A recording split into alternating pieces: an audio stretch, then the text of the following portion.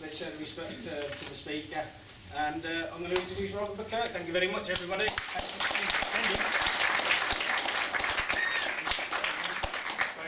Thank you very much. So it sounds like I should start by having a heart attack, because that's obviously what draws attention.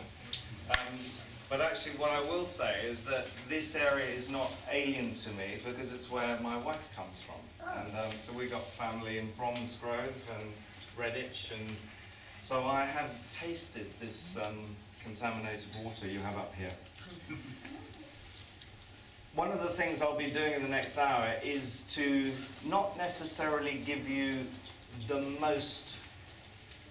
dirtiest, most controversial data on fluoride, because if you want change, that's the stuff that's going to be most contested. So we could say fluoride leads to increased rates of cancer, premature death, Alzheimer's disease, certainly increased rates of hip fractures.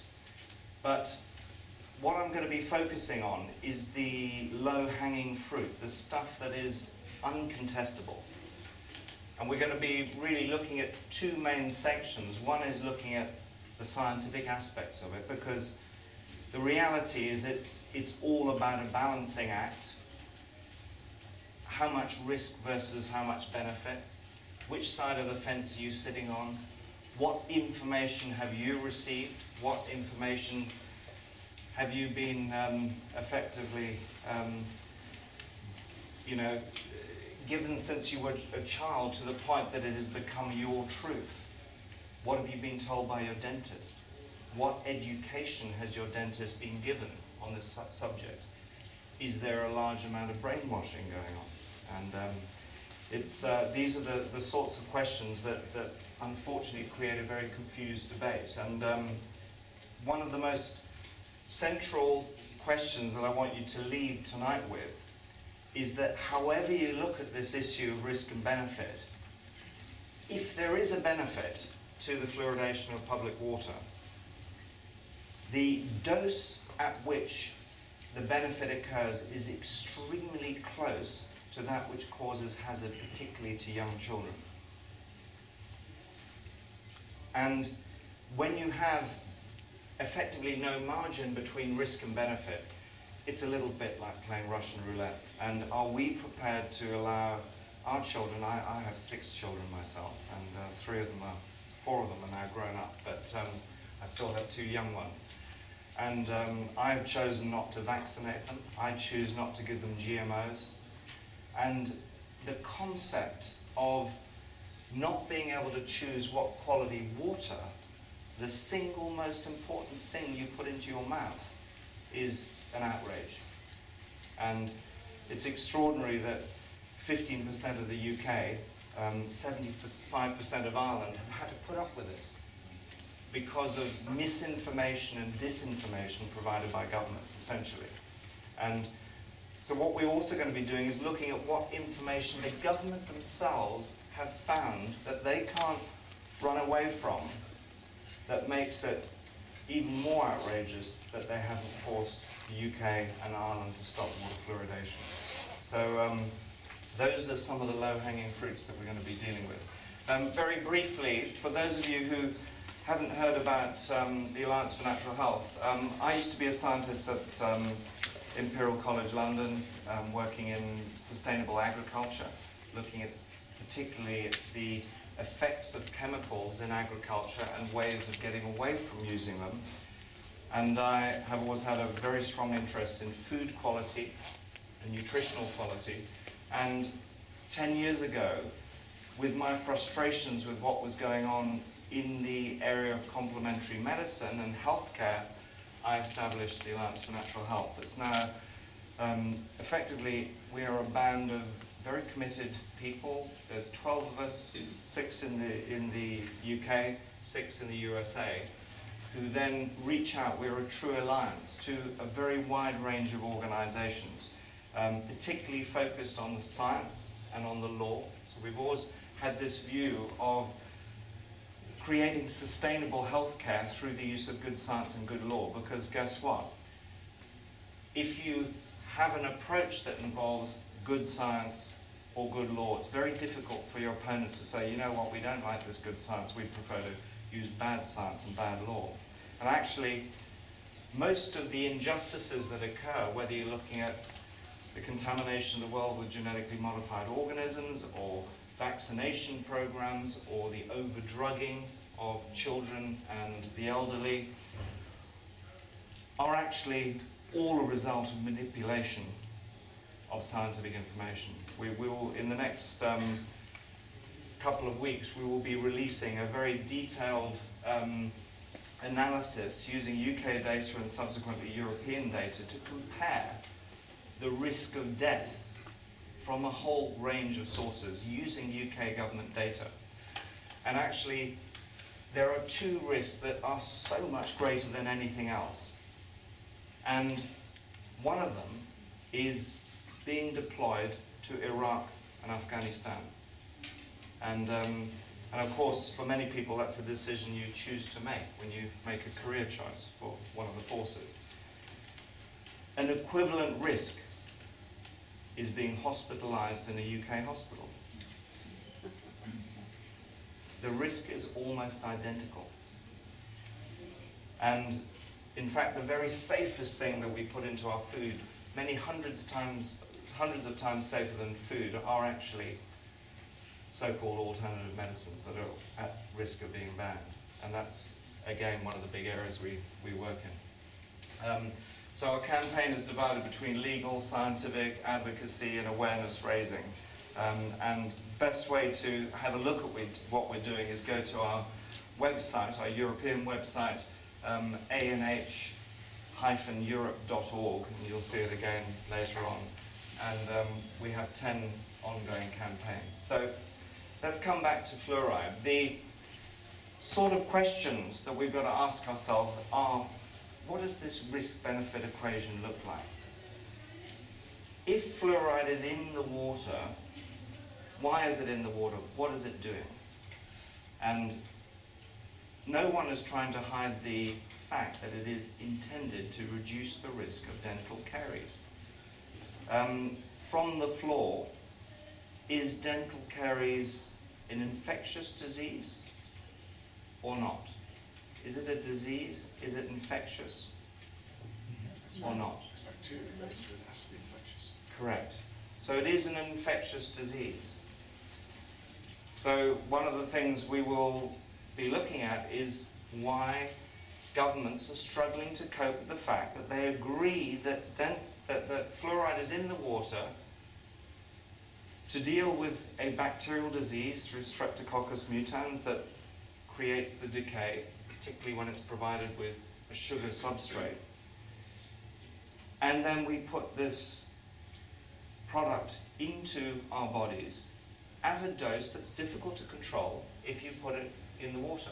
And of course, since Hedley Dean and others did the work in the United States back in the 1940s, what's happened, but we have a huge range of additional fluoride sources. Walk into Boots or Asda or any other pharmacy or supermarket and you'll see there's now toothpaste with fluoride, there's mouthwashes, there's gels that can be used, there's a lot of foods that are made with fluoridated tap water, and believe it or not, these wonderful bureaucrats in Brussels have recently legitimized the use of fluoride in food supplements. Isn't that odd? So we have a huge number of different sources of exposure.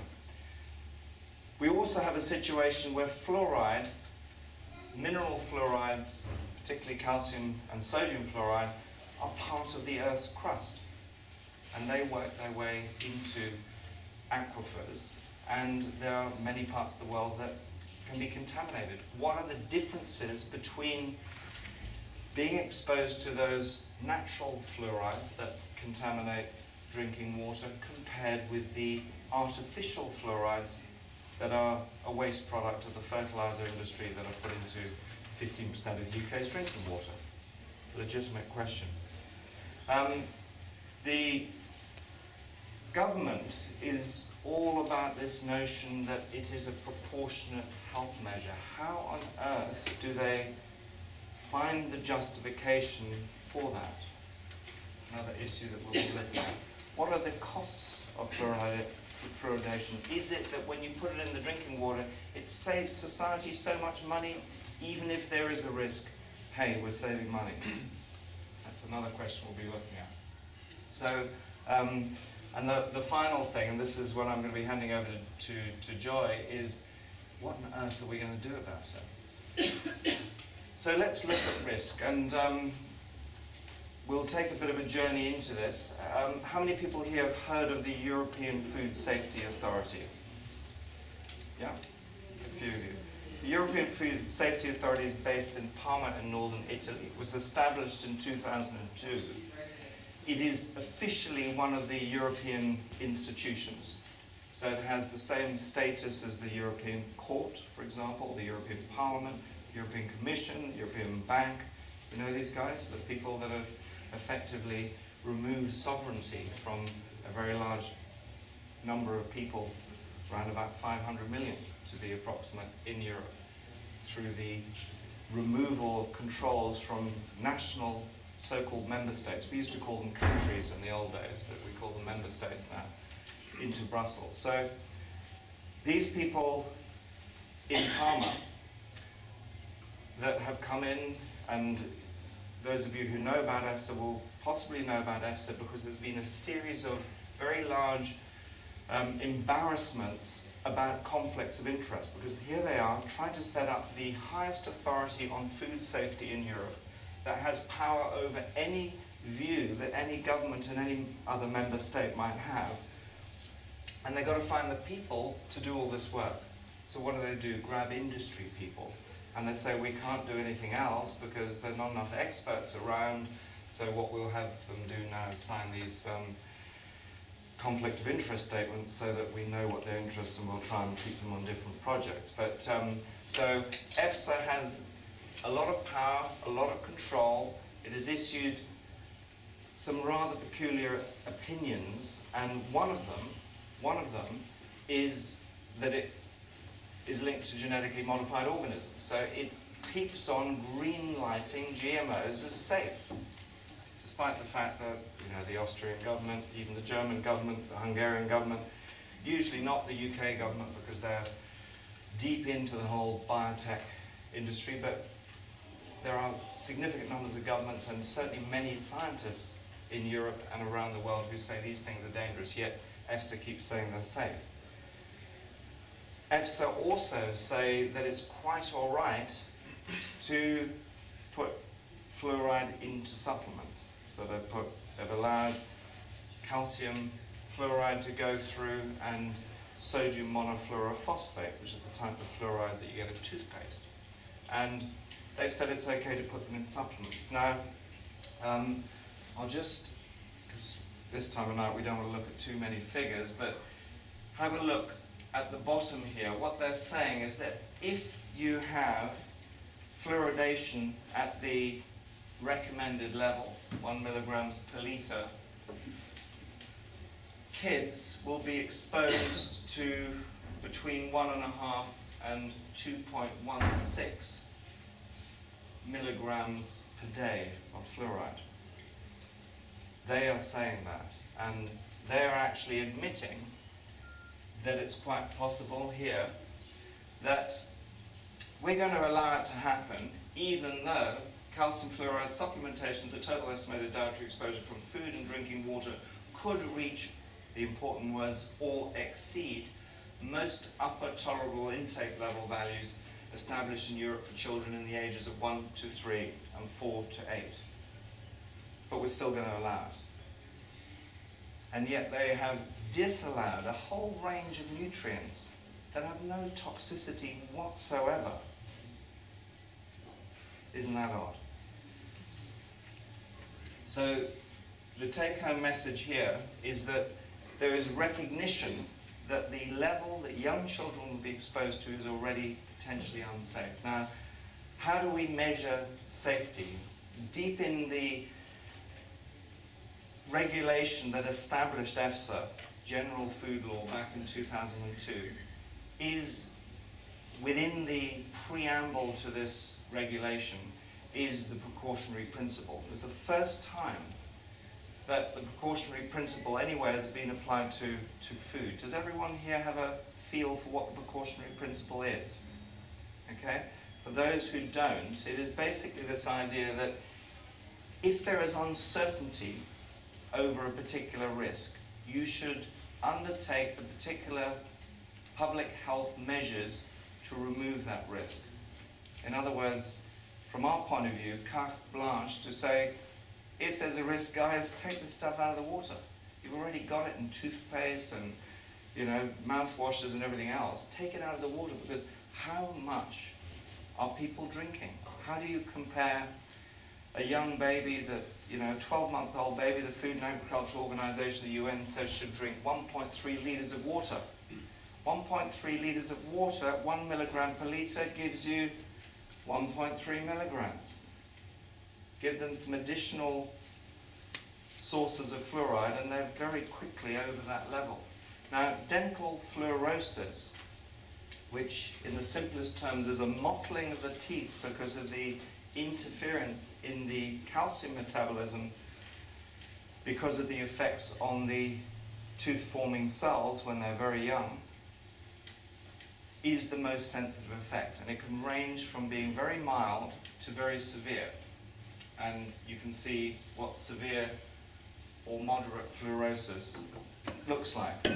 Whoops, we got water cups. Must be the fluoride jumping off the table. They don't do that where you don't have fluoride, by the way. The only way they can manage this particular disinformation on risk is to try and, first of all, consider that mild fluorosis is not a problem. Okay? But this is the most sensitive effect, and it means that if we use the precautionary principle, we should see a ban tomorrow on the use of fluoride in food. Here's some scanning electron micrographs from Professor Sushila in India, who's done some of the most comprehensive work.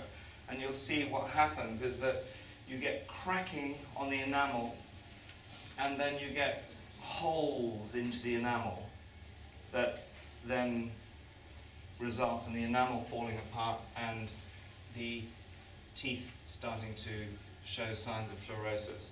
And there is quite simply a very well-tested relationship between what happens to your teeth and what happens to other parts of your body that have a lot of calcium in, namely skeleton. So you get exposed to more fluoride and you have problems with your bones. And what we're looking at here is, again, a very large experiment. It's called lifetime exposure to fluoride. And there's some really interesting aspects that have been discovered. If you look at people who've been in high fluoridation areas, you see other effects that are really haven't been charted by mainstream medicine. Effects on the pineal gland, for example, and the crystallization that occurs because of fluoride accumulation within the pineal gland. But we need to look at, we need to understand what's happening. From a global perspective, in terms of the natural fluorides, you'll see basically here areas where there are significant problems with fluorosis. In the USA, some of that is natural, but obviously there are large parts of it that are artificially fluoridated. In most of the other parts of the world, in Africa, in Brazil, in India, and even in China, it's because of natural fluorides. Now, in 2010, I published a paper in a journal called Toxicology that looked at a whole range of different nutrients and chemicals that we're exposed to look at this issue of risk and benefit. And fluoride is one of the most interesting examples where you have an overlap between risk and benefit. And the problem is that the risk is a pretty nasty risk. Okay, some people might argue that very mild dental fluorosis is a cosmetic problem, which is obviously what the governments do. But it is also an early indicator of a very serious problem. And if we look at the problem that old people have with their skeletal structures, call it osteoporosis if you like, that's now classified as one of the big 5 chronic diseases that creates the primary burden on healthcare systems around the world. And those big 5 diseases are cancer, heart disease, obesity, diabetes, and osteoporosis. And there are very clearly defined associations between increased risk of bone fractures and fluoridation. So it's harder always to prove a causal relationship, but the association is certainly very strong. Now, what this diagram here shows is that if you remember, and I'm not going to be popular with the cameraman now, but if you remember the sorts of levels, the 1 milligram per litre that's aimed for fluoridation, you'll see that if you look at the dental fluorosis index, which measures the mild to severe fluorosis, and then you look at the caries that occurs within people, they occur very close together, and you get into this adverse zone that is where governments agree there is a public health problem, only a little bit above this 1 milligram per litre fluoridation level. So the take-home message here is that if you fluoridate at 1 milligram per litre, you don't need much additional fluoride to immediately start creating some negative effects. Okay? And if you... One of the struggles that many people have had is that that data that we just looked at is based on Hedley Dean's work from the 1940s, and it is viewed by most governments as still the most important data on which to make fluoridation decisions. Isn't it odd that we have to use data that's more than 60 years old? And they say that's because back then it was the only time that we didn't have all these other sources of fluoride. So we can't be sure that the fluoride exposure is only from the drinking water. So we have to look at the old data. But when you dig around, you can find, as I did, this paper from 2009 done in 2 very remote communities in South Africa that don't use toothpaste, that don't use any other external sources of fluoride, that take their water from boreholes. And what you see is a pattern that's almost identical, that shows very clear risks, even in low fluoride areas, which are shown here, where you'll see that in low fluoride areas, mild fluorosis at 0.19 milligrams per litre occurs in 18% of the population, very mild in 25%. Go to 3 milligrams per litre and you'll see severe fluorosis in 30% and mild in 18%. So we have data today that shows that if we deliver even less than the, this is close to 1/5 of the fluoridation level you have here, we're still going to have a problem. And we have all this stuff sitting in our supermarkets that people are using, thinking they're protecting their children. So, what about the World Health Organization? Okay, do we trust the World Health Organization? I don't think many people here would. Nevertheless, it's always interesting to see what these people say, because if you want to try and quash their arguments, see what they are forced to say. And you'll see that essentially above 1.5 milligrams per litre, you're starting to get a handle on this. We fluoridate at 1, but above 1.5, fluorosis, pitting of tooth enamel, and deposits in bones. So they're recognizing they can't get away from the fact that just over the fluoridation level, you're starting to get problems. And they have a guideline value of 1.5 milligrams per litre. Why do they have that level? Primarily because fluorosis is endemic through so many parts of the world because of the natural fluorides that contaminate the natural aquifers. What is then outrageous is in countries that don't have that environmental problem, they go and stick this fertilizer waste into the drinking water. And the only reason, I mean, we've really looked at this intensively, the only reason that WHO are forced to sit at that 1.5 milligram level is because otherwise they'd have to declare a public health crisis in drinking water through the majority of the world, the developing world.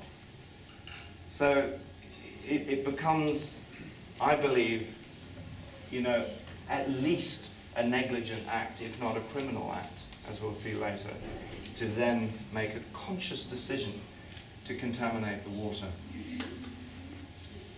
Now, what about these additional sources of fluoride?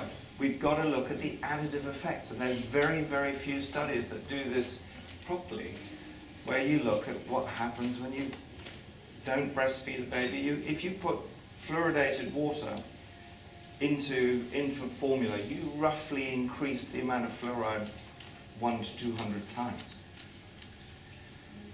You then do the best for your kid and you buy a fluoridated toothpaste because your dentist has told you to do it. They also say use the mouthwash.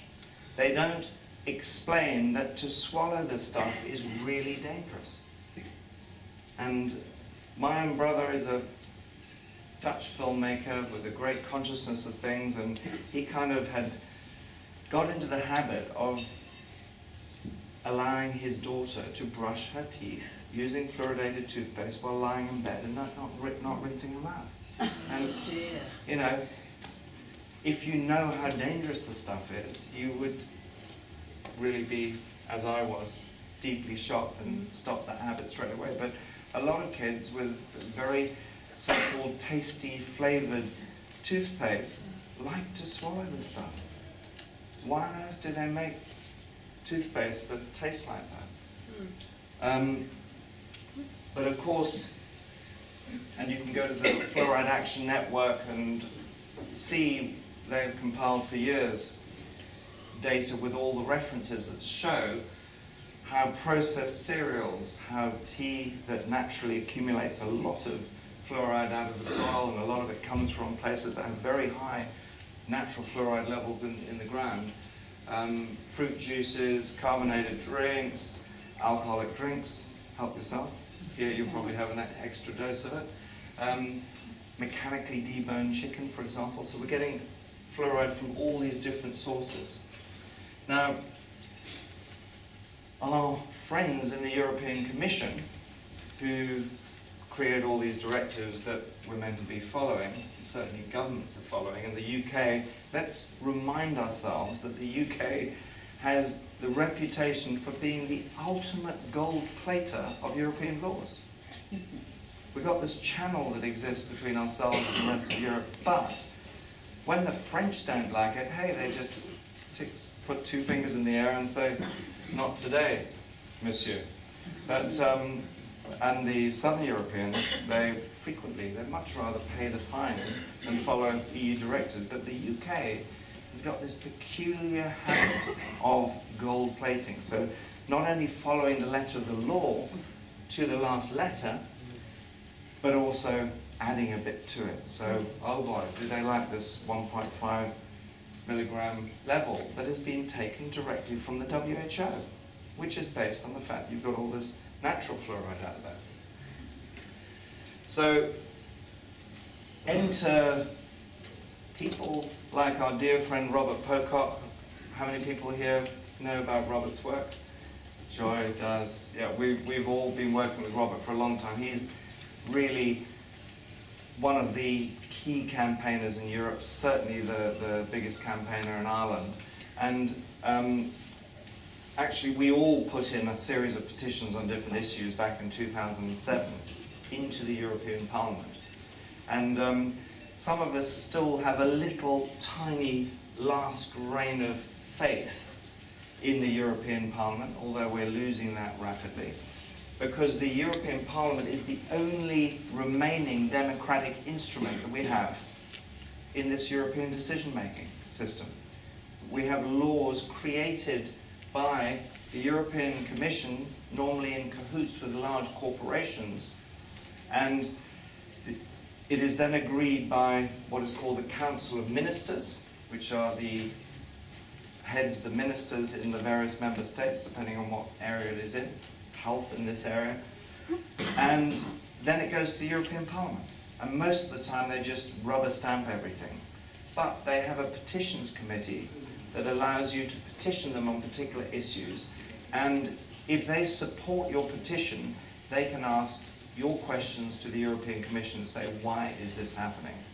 So Robert and Walter Graham from the UK submitted petitions back in 2007 that are still open today. Robert has just defended it a couple of weeks ago.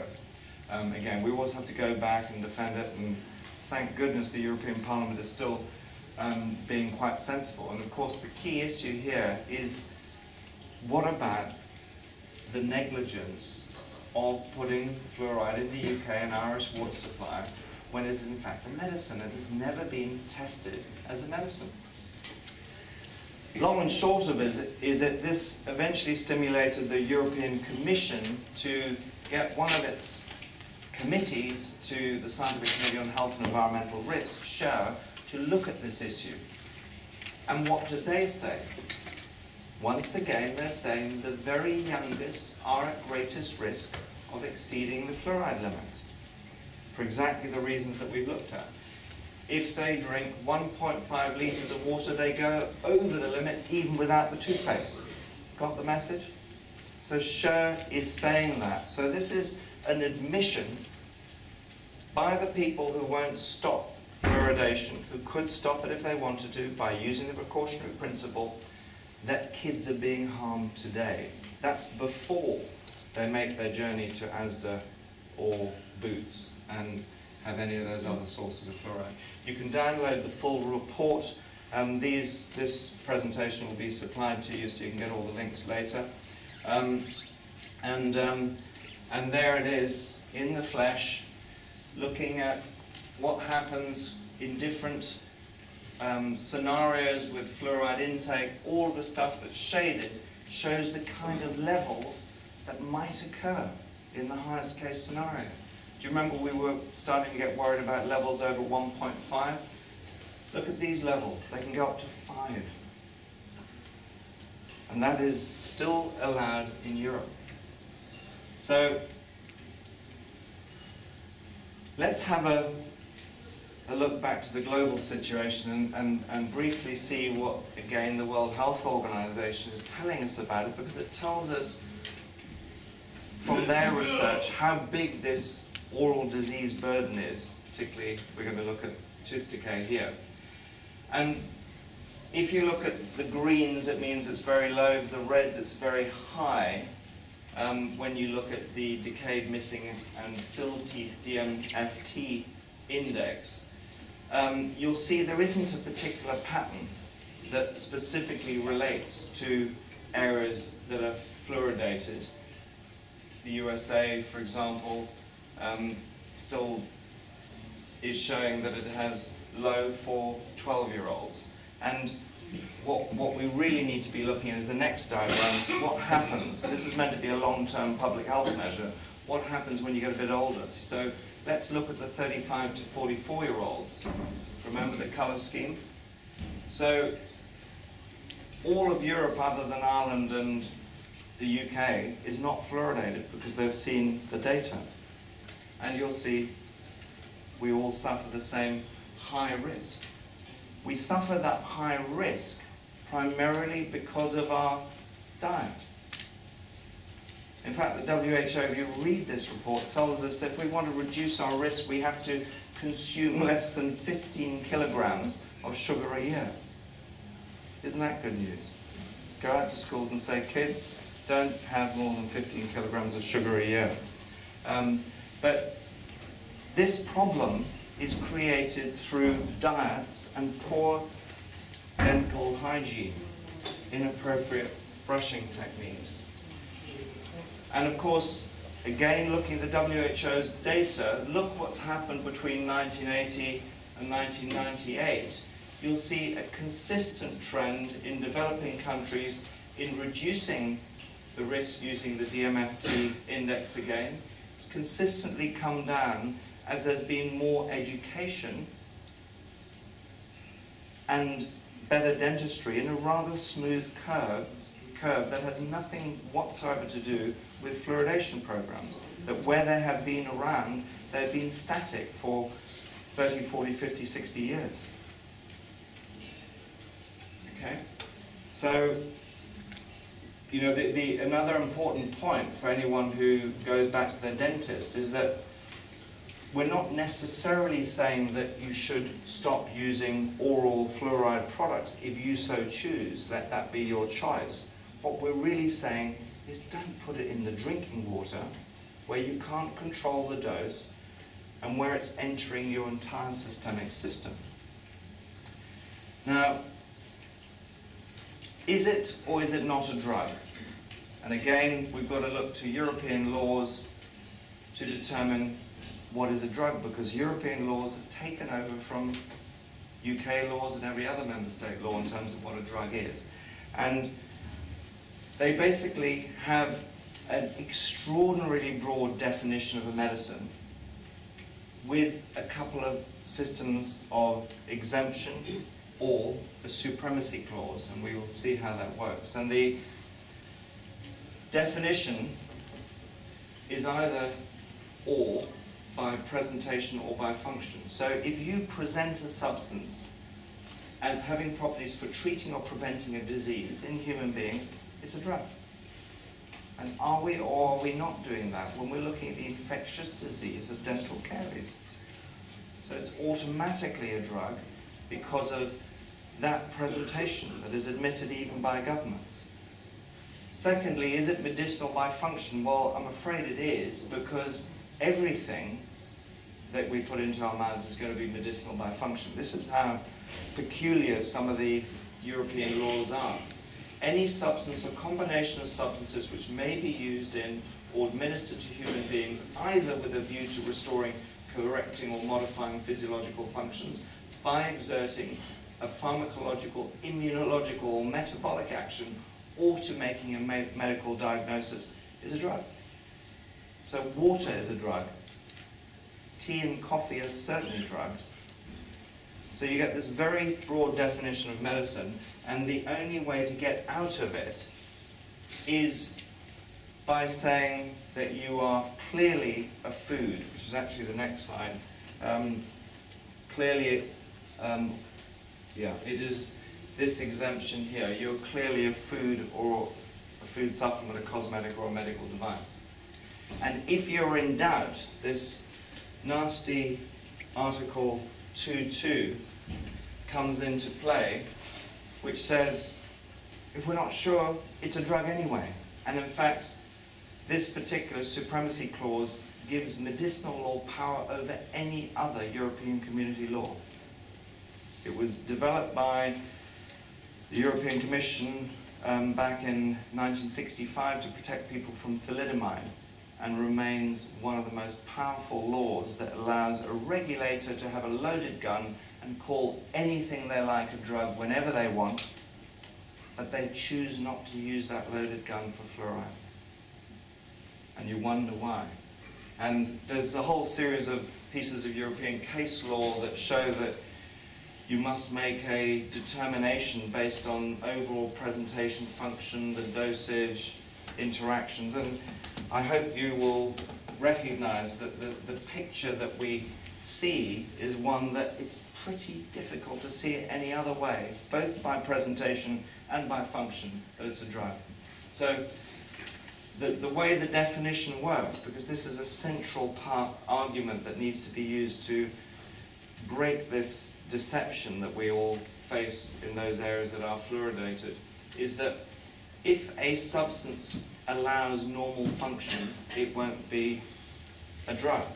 But if there is any sense that it is taking you from a dysfunctional state to a normal state, in other words, you have a risk of dental caries, or you actually have dental caries, and you're going to eliminate that risk, it means you are using a drug, which is absolutely the case in the EU. Now, the MHRA has issued all its guidance, and you can read it over and over again. We've got the links there. And it is almost impossible to see this any other way. Now, this is an issue, I think, from a campaign perspective that we need to initiate in the UK, is to formally apply for a determination. And we're actually doing this in many areas at the moment with the MHRA, where we say to them, we want to put a view to an independent review panel so that you can formally determine if it is or is not a drug. And so far the MHRA has been trying to say that we don't believe that it is a drug, despite the fact they have a definition that clearly says it is. Now, the type of fluoride that's actually going into the water is hydrofluorosilicic acid. It is basically got a silicon atom here. It's got 6 fluorine anions around it, and then 2 H's. And essentially what happens is when you put that into the water, the fluoride ions dissociate and are considered to be probably close to 100% bioavailable, so 100% absorbed by the body. And the only difference really is likely to be between the natural fluorides and the artificial ones, is that you get less absorption with the natural ones as compared with the artificial ones. So much of the really persuasive data is on the artificial ones, because they're creating endemic fluorosis, both dental and skeletal throughout the world. Yet we have this stuff that is even worse being put into our drinking water. So what can be done?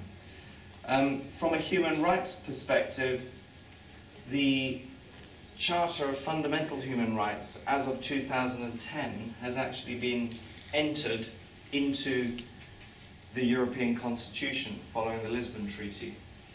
And so the European Convention of Human Rights now has a couple of articles that, without question, water fluoridation is in breach of. One is Article 8, the right to respect for private and family life. Everyone has the right to respect for his private and family life, his home and his correspondence. There shall be no interference by a public authority with the exercise of this right, except such as in accordance with the law and is necessary in a democratic society in the interest of national security, public safety, or the economic well-being of the country. Now, national security and consumer protection are always the elements that undo our human rights. And central to this is this issue of public safety. If there was only a benefit and not a very significant risk, or if the margin between risk and benefit was greater, we could perhaps give them this. But we see it very clearly as a breach, because the risk, even in their terms, occurs to young children. Article 13, a right to an effective remedy. Everyone whose rights and freedoms as set forth in this convention are violated shall have an effective remedy before a national authority, notwithstanding, in spite of, that violation has been committed by persons acting in an official capacity.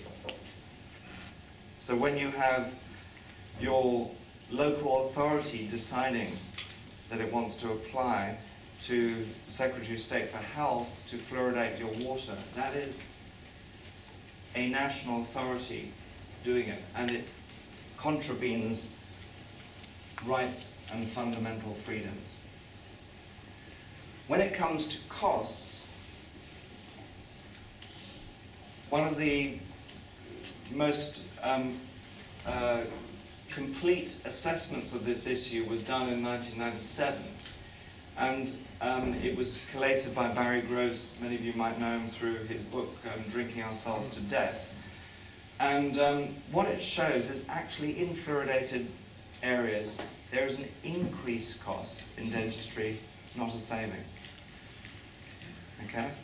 And that might well be associated with the fact that to some degree you have more impoverished areas supposedly that have been fluoridated. But it may also be because of some of the additional effects that are being caused by fluorosis, because it occurs at a substantially higher rate. Consistently, we're seeing about 35–40% fluorosis, at least mild, in areas that are fluoridated. We also have a problem with other European laws that are not being enforced, some of which we've talked about. I'm not going to go into detail on this because it's fairly technical. And the latest problem we have is the mechanism under Lansley's, we're not sure if he's going to last his time out with this one, controversial Health and Social Care Act. But what's happened now is they've built in this act that is handing control over for primary care trusts back to GPs who, incidentally, don't necessarily have experience in handling multiple millions of pounds worth of costs around them in healthcare, but they've added a section that relates specifically to fluoridation.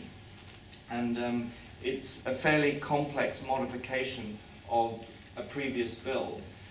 And I've tried in these 3 lines to summarize it, particularly because Joy asked me to.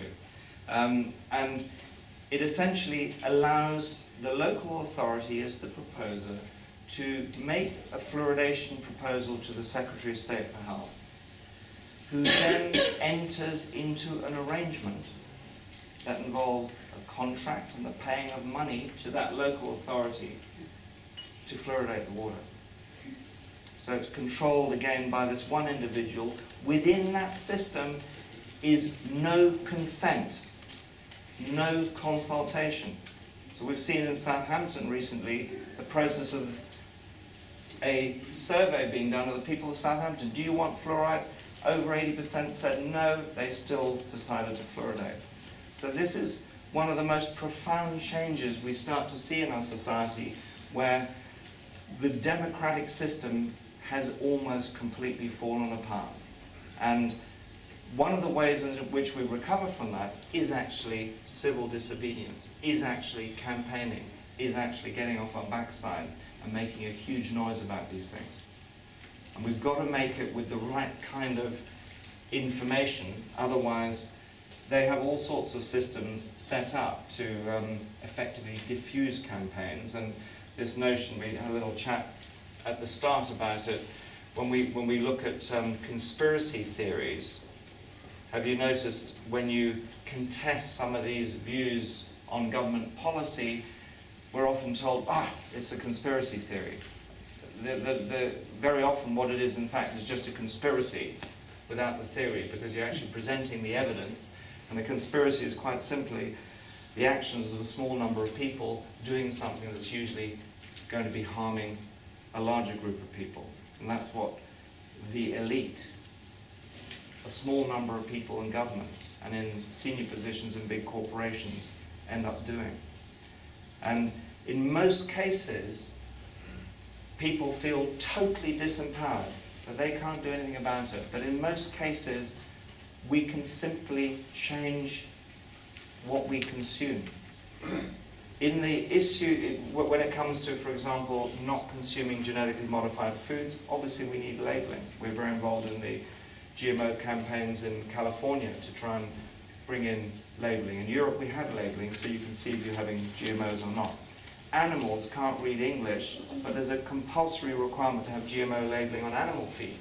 But because they can't read human languages, 85% of the animal feed in Europe is GMO.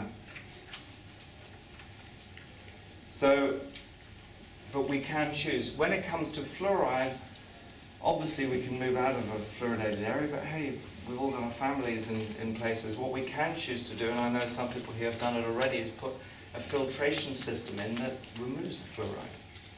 But we can also make a hell of a noise saying that we don't want our children to be poisoned with this stuff, because you yourselves, the government, tell us they are being poisoned. So I'm going to finish off now. To give us a bit of good news, most of these struggles are about trying to find an equilibrium. And this notion of putting a fertilizer byproduct into the public water supply, our single most important resource for survival, has come out of some science that was done 60 years ago on the whole. And there was a view, and there still is a view, amongst many brainwashed dentists who still remain the main arbiters of dental health in our society, that they believe they're doing some good. That is because that is the information that they're being given. But it is nevertheless a myopic view. It's a narrow-minded view where they're looking specifically at the effects of the fluoride on dental health when you look at some of the literature, certainly not all of it. And what tends to happen is that sooner or later we get a wider view of this. And that's why it's so important for us all to be taking the data. That's why virtually every slide you've seen tonight is referenced. I know Joy is very hot on this as well. Take take any good quality data and keep putting it in front of people so you can make a difference to them, including your own dentist, including the parents of your friends at school, so you can get the message out. And I think groups like yourself are so important as a mechanism to get the message out to as many people as possible. But over time, we just keep doing that, we will start to see more balance. You'll get a copy of this slide. You can look at a whole range of things that, in general, assist in creating the sort of paradigm shift when we re-empower ourselves so we can make decisions about our own health. And amongst those are the idea of non-violent participation and collaboration. Amongst them are stopping bad legislative proposals or tackling them in the courts. Amongst them are exposing bad pieces of science, disseminating good science, good information, and maximizing public awareness of the issues. So it's up to you to choose what you do. There's our website. You can sign up for free e-alerts. We have 10 campaigns, of which clean drinking water and fluoridation is one of them. Really look forward to working with you in the future. Thank you very much indeed.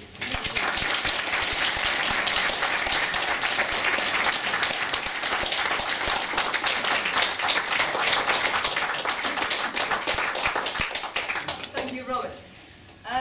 We're going to have a break now, and during the break I have a big ask to ask of you.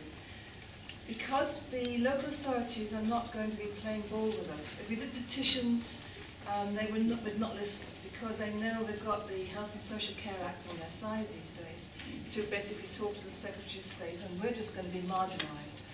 The one thing we can do is to point out to the Chief Executive Officer of the National Health Service that our rights to refuse, our rights to not to give consent to a medicinal intervention are being flouted. We call it a health intervention, and we tell them that this is not right. We are independent. We have autonomy. We are individuals. We can say no, we don't want it. And we have lots of people who write in to say no, we don't want it. That might work to begin with, and it's well worth giving it a go. So the proposal is for us all to write postcards, and it's all right. And I'm going to try and collate them all and then send them into the Chief Executive Officer of the National Health Service in batches, and keep control of how many go in. And then we can perhaps publicise the fact that, say, 1,000 postcards have gone in, nothing's happened, they've gone into a deep well somewhere in Whitehall. That's the first proposal.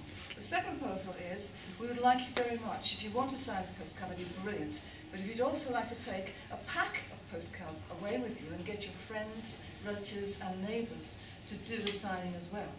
Postcards come back to me, I count them, send them off to the National Health Service. The third action I'd like to ask of you is if anybody here would like to take any further action, be proactive, what Robert was talking about. Let's get serious about this. We need to have a strategy, we need to know exactly where we're going to go with it. I can't give you any ideas at the moment, but yeah, there are a few floating around in my brain. So that's what I'd like you to do for us, if that's possible. If you really are steamed up about being fluoridated, about being given a compulsory medication, and it's against your human rights, and you have no say in the matter, then please take part in this postcard campaign. So go and have a break, and then we'll catch you as you come back in again. And we're just going to sit at the table over there, and there are 3 of us who are going to be helping you to sign the postcards and giving you a pack to take away with you. And then come back in again, and then Bob will take some questions. So we're going to do 20 minutes to half an hour, depending on how long it takes for people to sign, and say hello to Joy and Robert. Yeah, The water in the urn is unfluoridated, and the cake is wheat-free. And if you are smoking, try and stay away from the door as respect to the landlord. And do remember that on the back of all toothpaste now it says, if swallowed by young children, take them to hospital. What the? So 20 minutes to half an hour, and as I said, try and get up to see Joy, because as I said, she's a lightweight, steal her energy.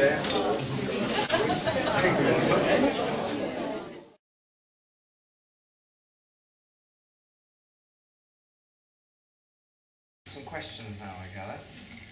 Has anyone, in fact, we've been chatting non-stop through the break, but on everything from GMOs to alternative medicine to politics, world change, paradigm shifts, personal empowerment, screw the elite, you name it.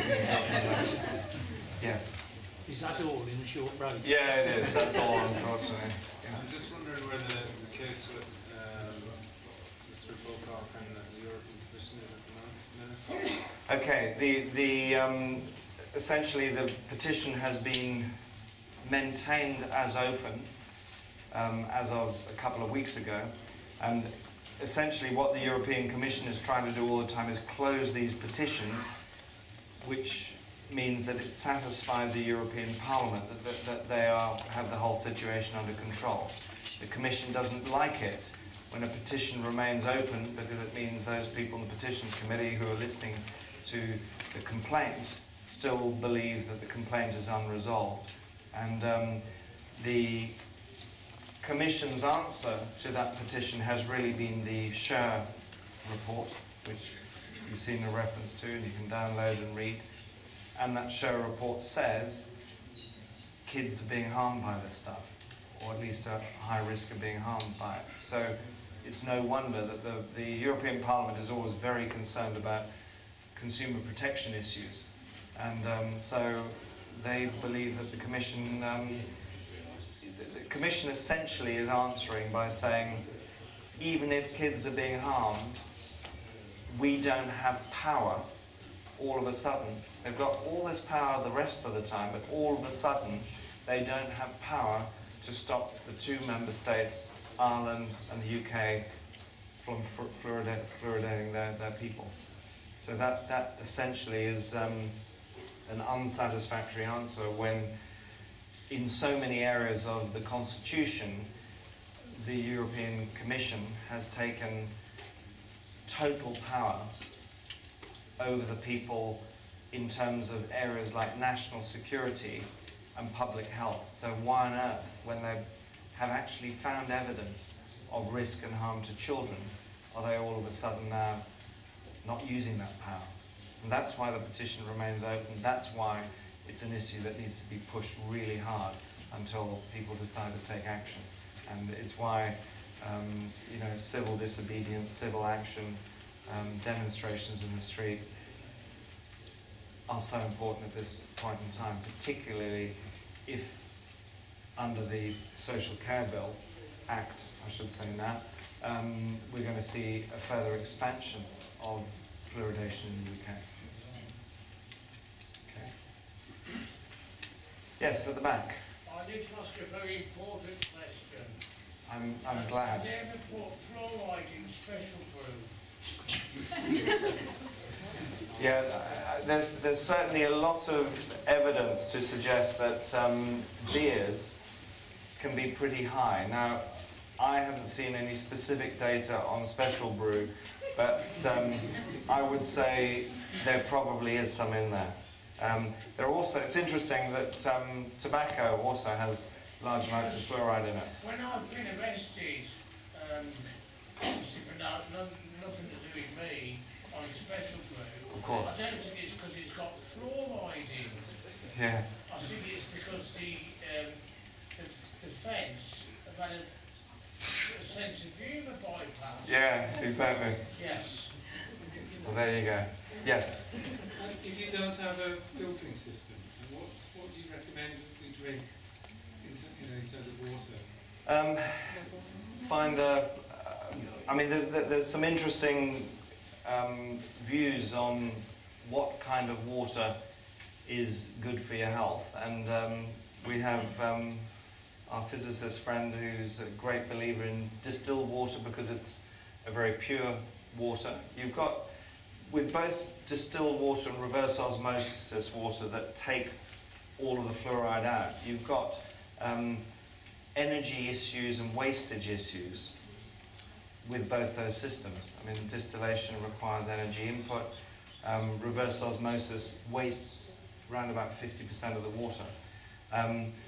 My personal belief is that if you can find a spring water source that is close by, that has no detectable fluorides in it, and has a reasonable spread of and a very low concentration of other minerals, that may be one of the best water sources for you. It's kind of what we've evolved alongside with. At the same time, I think we should try and minimise the amount of plastic bottles that we drink out of, partially because of the bisphenol A issue, but also because of the environmental problems associated with disposal. Are there any bottled waters that you would recommend? Vodka. Yeah, exactly, that's not bad. There have been many studies done on different waters. I know that some of the Scottish waters are low in fluoride. I think Joy, have you got full data on bottled waters? She's actually doing some campaign with the leaders. Oh, is she still doing that? Okay. I think Joy has actually, particularly with some of the local waters around here, done a lot of analysis looking at fluoride. So I'd talk to her about that. But certainly some of the European waters can be pretty high. I know Evian and Volvic have significant quantities of fluoride in them. Yes? Yeah, we had a chap from the Dr. Arles Foundation give a great talk a few months back, and a lot of stuff they were coming up with about peer-reviewed scientific stuff, which was great. Obviously, they touched on an agenda behind it all. I mean, do you think all this has got perhaps an agenda behind it? I mean, I'm not saying eugenics and all that, but do you think there's an agenda from a global elite with all this going on? You know, I mean, I think it's fair. Yes, I mean, I know we're on video. I think it's fairly clear that people in control of our destiny, and there's no doubt that the people who control essentially what we're dished out in terms of the world that we see around us, are very small in number, exist at very high levels in government and at very senior levels in a few of the world's largest corporations. It's fairly clear to me that in order to maintain the control system and the financial system that keeps those people in those positions, we cannot be allowed to be independent of the system.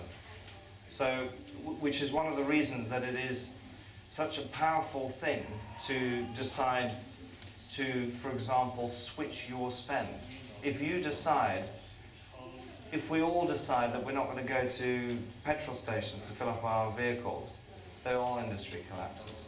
If we all decide we're not going to go to supermarkets to buy our food, big food and all the corporations that support it fall apart. We decide to either grow our food ourselves or to use box schemes with locally produced foods, or community-supported agriculture, as it's called in the US. That system falls apart. We decide to stop going to regular GPs to support our health. That system falls apart, and that's one of the reasons that there are so many attempts to try and condemn these paths that some of us may feel are a more logical path to take. And that's where working in communities and groups, people helping each other to say, you know what, since I've stopped taking these drugs, I feel great. Since I put a water filter system in or stopped drinking the tap water, we haven't been sick. That kind of communication at a grassroots level is really important.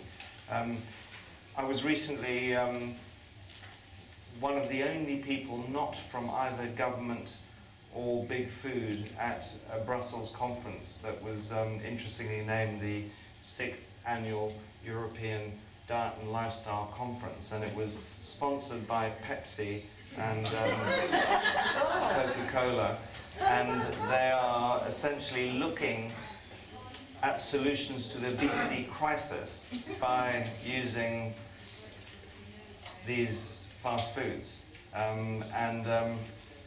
I deigned, towards the end of the day, being somewhat frustrated in hearing how they were going to do more trials on resolving the obesity crisis by putting people on, you know, aspartame containing Coca-Cola and that kind of stuff. I said, and the representative from the World Health Organization just spoke, and I thought that was a good time to raise a question. So I said, there has been no talk at all about the consumption of whole, unprocessed fruits and vegetables, or the issue of home cooking, because these people are desperate to keep giving you processed packaged foods, and that's why people like Kraft, you know, are the biggest food company in the world, and why, you know, Pfizer and GSK are the biggest pharma companies. And essentially, about 85% of the room looked round at me as if I'd just crawled out of the gutter to ask such a question in a place like that. And that's essentially how it works. You know, you play the game. The notion of eating unprocessed fruits and vegetables and cooking at home, something that we've done for eons, but is a skill that's being lost, is something we need to be teaching our kids to do. And we get off the, you know, the roundabout as soon as we start making those kinds of decisions. So it's why what you people are doing in terms of talking with each other about these sorts of ideas is so important, because as communities you can make the decision from one day to the next. Nothing stopping you. This notion of you know, have you heard the expression sheeple, you know? Yeah. We become sheeple otherwise, and we can.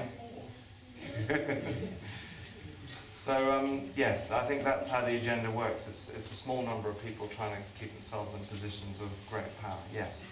What is the money trail involved? Because you've been speaking about the money trail on processed food, which I understand fully.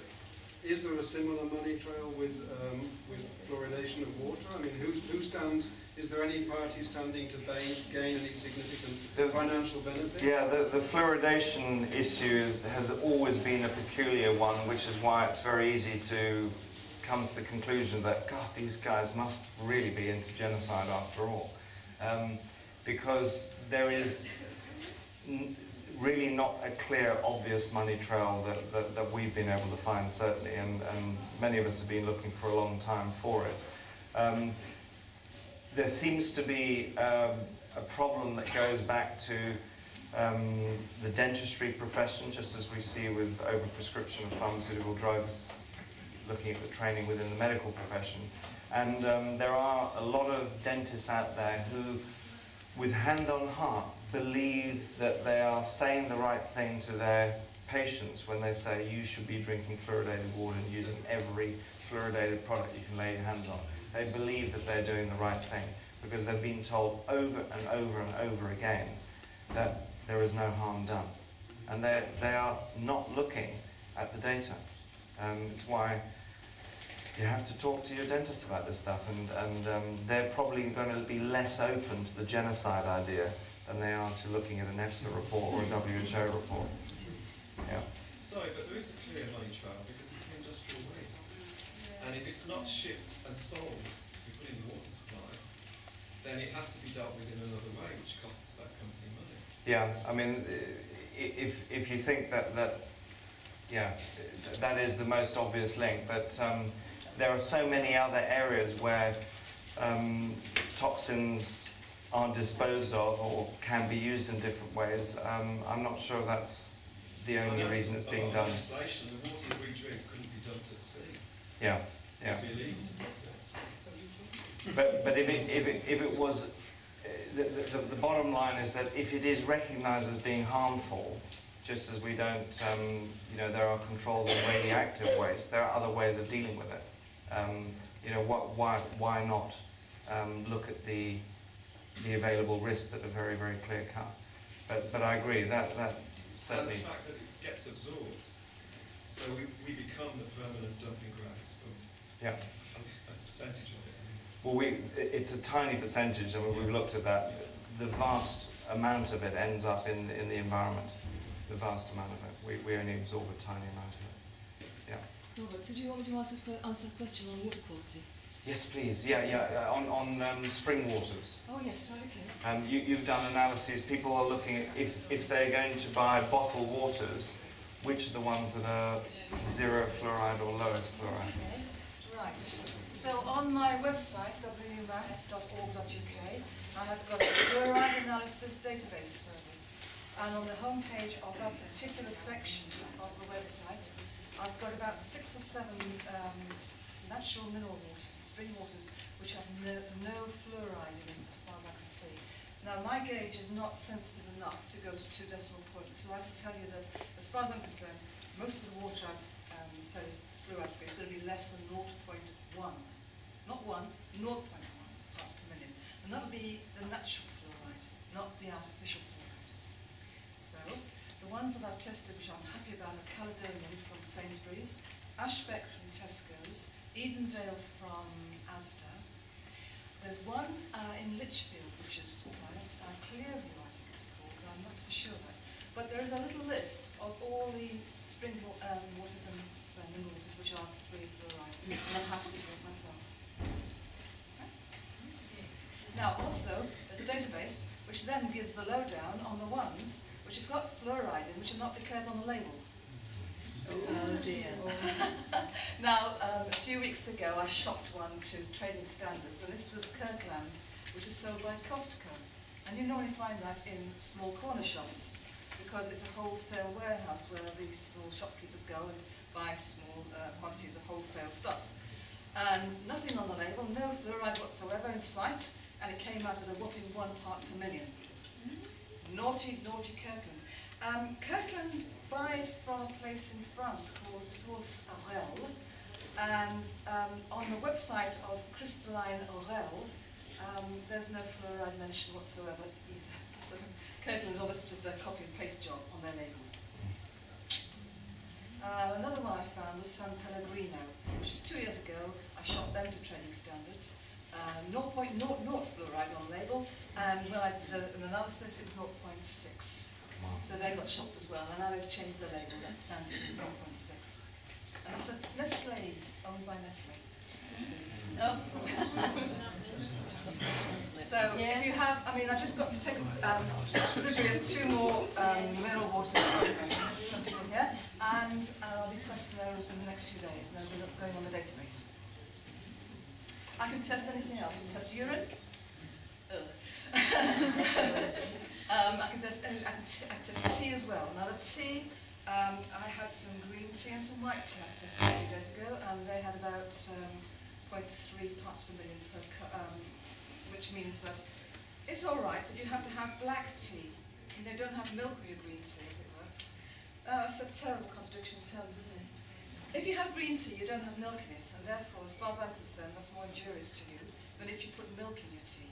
Indian tea with milk, well, I wouldn't want to drink too much. Indian tea with no milk whatsoever, I wouldn't have anything to do with it. Because you did calcium, correct me if I'm wrong, because as far as I'm concerned, calcium and fluoride together, as far as I'm concerned, it would restrict through up the nose. Yeah, you would definitely lose a lot more, which is why. You wouldn't, you do not bioaccumulate calcium fluoride as much as you would fluoride. So fluoride without the milk, in your tea, you'll start to bioaccumulate it. If you have white tea, that's not a problem. Not a problem. Some people like iced tea, for instance. And there was a woman in America a few years ago who was becoming very ill because she loved her iced tea. And I think her husband was a water engineer, and he took her off the iced tea, and she got better.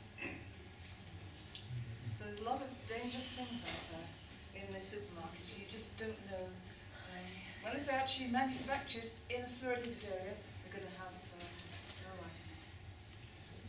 The interesting point with fluoride is that it is actually, because it's confusing hearing all this talk about it as a toxin, when actually within the medical sciences it's also been used as a drug and as a nutrient, which is how the European Food Safety Authority gets to create a food supplement. So again, at very, very tiny doses, what it is as an anion, a very, very reactive anion, it is able to react with things like calcium and bone very, very readily. So if you take it at very specific concentrations as your skeletal structure is forming when you're a growing kid, it can actually assist deposition of that calcium. If you take slightly too much, it gives you skeletal fluorosis and dental fluorosis. So again, the take-home message is, if you control the dose exactly right, it can actually do you good in tiny amounts. The problem is, put it in water, and it's an uncontrolled dose. If you're a sports person, you know, I'm a keen cyclist. I will, on a day of cycling, easily drink 6-7 litres of water a day. That's giving me, you know, way over the safe level, particularly if I was silly enough also to use fluoridated toothpaste and mouthwashes and everything else on top of it. It's impossible to control the dose that way. So what do you use instead of normal toothpaste? What would you use? If you go to a health store, you'll find a whole range. I don't want to act as an advertisement here for companies, but there is a whole range in health stores, a whole range of fluoride-free toothpaste. Optima Healthcare make a whole range. Look on the bottom shelf of Boots. You'll find one. Yeah. I don't mind advertising. Boots Smile, non-fluoride. Not in every store though. But there's no doubt for young kids, if you are not using fluoride, as parents or guardians, you've got to help teach them to brush their teeth properly. And everyone should be flossing as well, as any dentist will tell you. Yeah. And mouth washing with vodka, sorry. Before you tell me. Brandy spirits, isn't it all getting a bit much though? The fact that we are drinking fluoride on water, but unlike some people in the world, we've not got to walk 10 miles to get some water for our kids. Isn't it always a bit sort of, you know, up people's own arses, really? Do you know what I'm saying? Yeah, I mean, we can go to a tap and get some water out for our kids. We haven't got to walk 10 or 15 miles to go and get some water for our kids in certain parts of the world. Yeah. So why are we waffling on about this bollocks? Yeah, no, look, I've spent a lot of time, I was born in Kenya, I've done a lot of work in developing countries as well. But part of it is because the whole fluorosis issue is an issue. I totally clocked all your stuff tonight, and I think people need to be talked about. Yeah. Seriously, I ain't going to slate your son, but at the same time, when you've got kids who got no water, full stop, it makes it all a bit of a load of bollocks, doesn't it? I'm with you, other than the fact that it shows you how the system stitches together, I think. Where'd you get in from?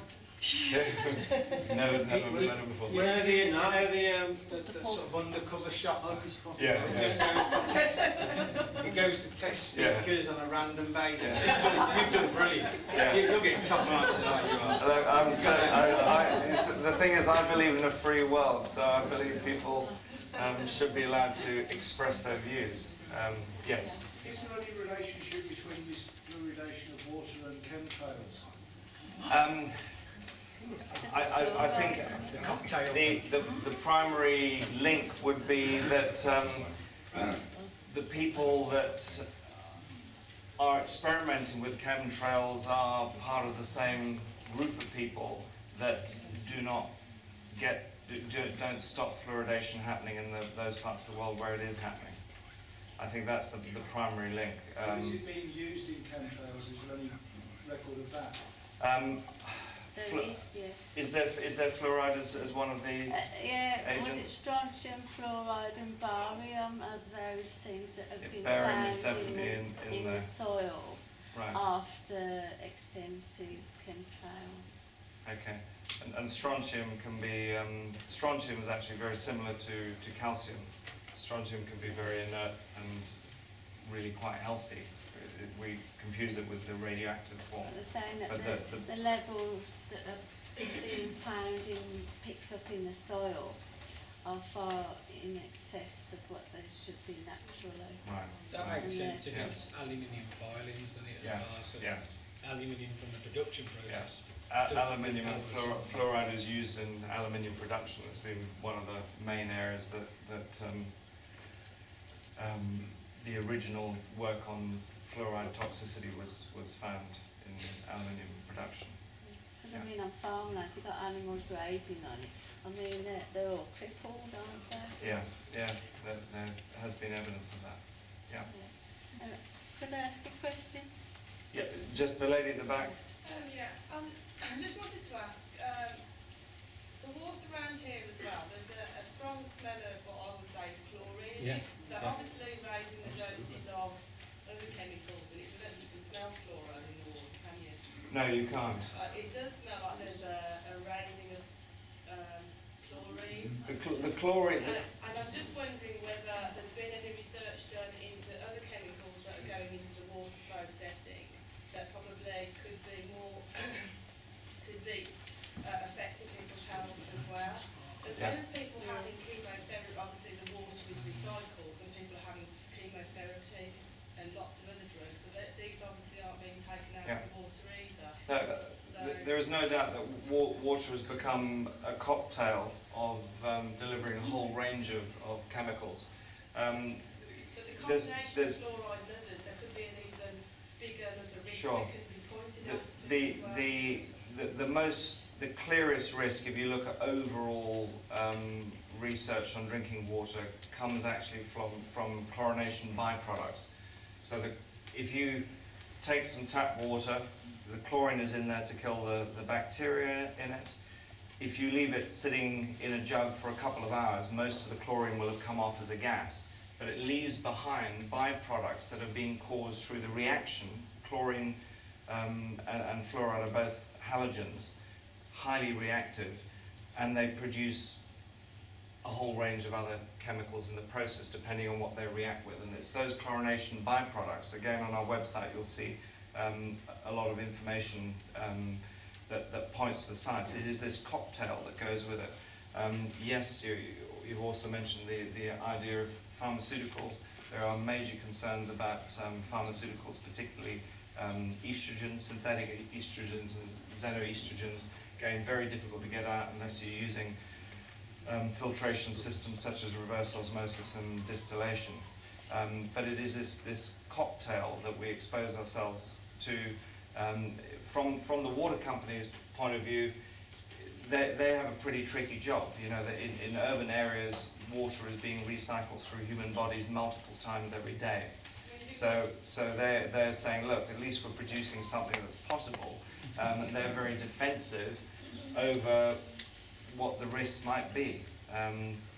But you've got the chemotherapy drugs going into the water. Going straight in, yeah. People who've got cancer and having chemotherapy, Yeah. but you know, that's not... If you go on YouTube, They can light the tap yes. water. Yeah. Wherever they do gas fracking, it releases particulate methane. They just light it coming out of the tap.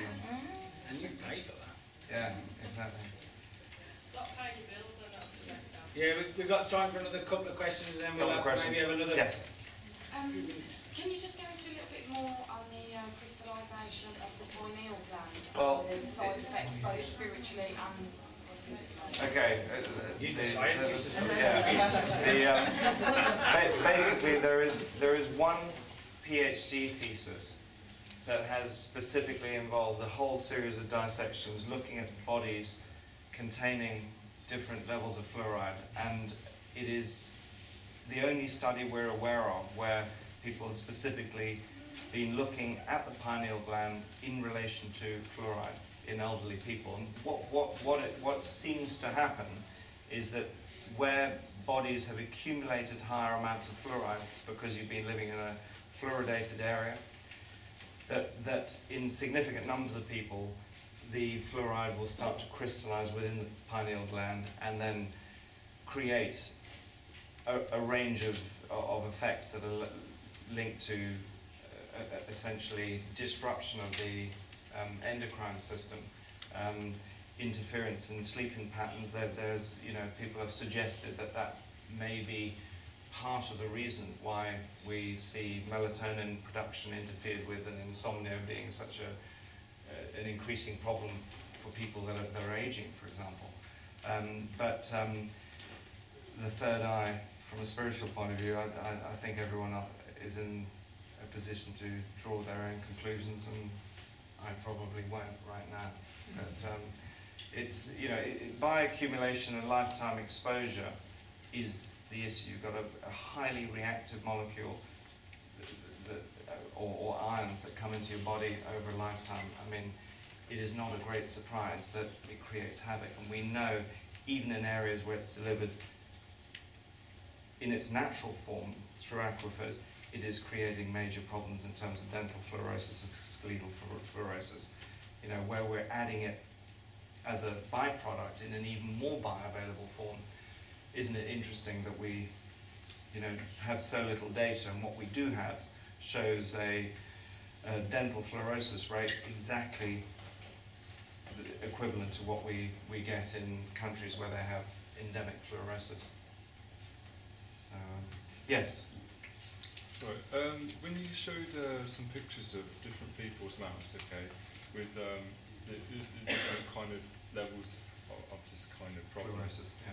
Now, you had some people with different kind of teeth and that, yeah, and one of them had pronounced canines, okay? Yeah. Now, I'm interested,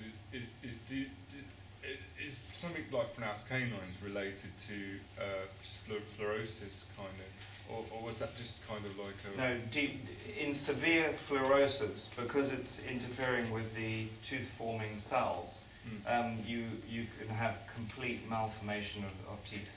So you've got some teeth that will literally rot away because all the enamel is lost and the decay sets in, but others will be completely deformed depending on how the fluoride is impacted. I understand like stuff like gouty legs and stuff like that.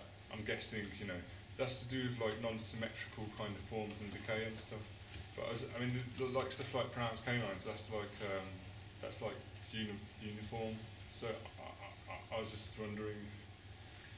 Yeah, I don't think that's a typical manifestation. I mean, it may just be because those canines were actually more resistant to the effects of the fluoride than say the surrounding teeth. But there were some that you'd see in the teeth that actually completely rotted away because of the fluorosis. Yeah, so, but it can create any type of malformation, symmetrical malformation. Would you say fluorescence is actually worse for your teeth than amphetamine sulfate? That worse for your teeth than? It's just a lot harder to get hold of. Yeah, it probably is a high dosage. Yeah, but at least you can have a nice evening. Yeah, exactly. Yeah, last question.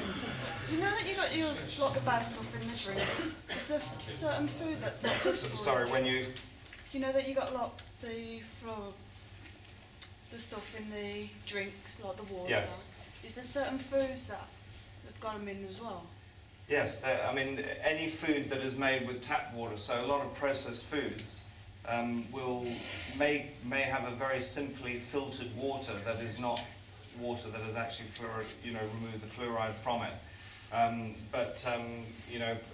Processed cereals, a lot of foods that were made with water and then dehydrated. So again, processed foods tend to be the highest because you've lost all the water, you then concentrated what fluoride was in there, and then you've sealed it away, and it's there when you eat it. So it's just anything that's got water in it? Yeah, processed foods, particularly if it's made in areas that are using fluoridated water.